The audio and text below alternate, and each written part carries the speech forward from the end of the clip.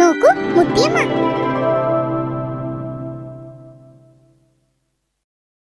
മുത്തിയമ്മേ, മുത്തിയമ്മ എന്താ ഇവിടെ ആലോചിച്ചിരിക്കുന്നത്?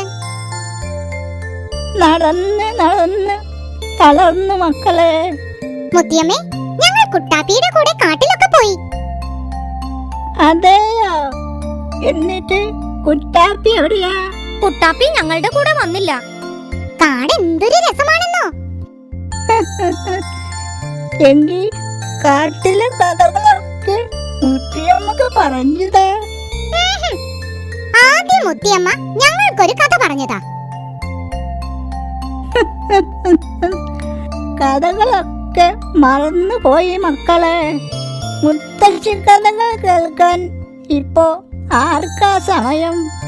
പഠിച്ചത് ഇടക്കിടക്ക് പറഞ്ഞുകൊണ്ടിരുന്നാലേ ഓർമ്മയുണ്ടാവൂ.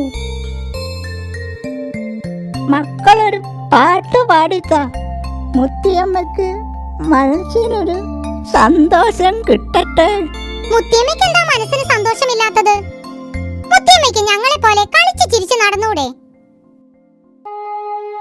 മുത്തിയമ്മ ഇപ്പൊ ഒറ്റക്കാ. മുത്തിയമ്മയ്ക്ക് മക്കളുണ്ടല്ലോ, പിന്നെന്താ?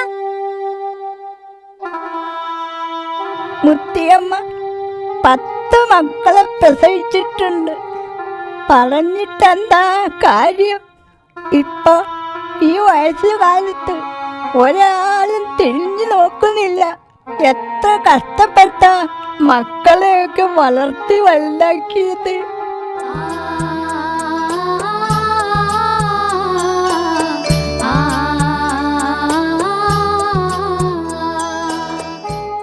അവരൊക്കെ വളർന്ന് വലുതായപ്പോ ഈ അമ്മയെ വേണ്ടാതായി. നിങ്ങളൊക്കെ കുറെ കഴിയുമ്പോ വലിയവരാകും. അപ്പോ അച്ഛനെയും അമ്മയെയും വേദനിപ്പിക്കുന്ന ഒന്നും ചെയ്യരുത്. അത് പാപമാണ്. ഞങ്ങൾ ഒരിക്കലും അങ്ങനെ ചെയ്യില്ല മുത്തശ്ശി.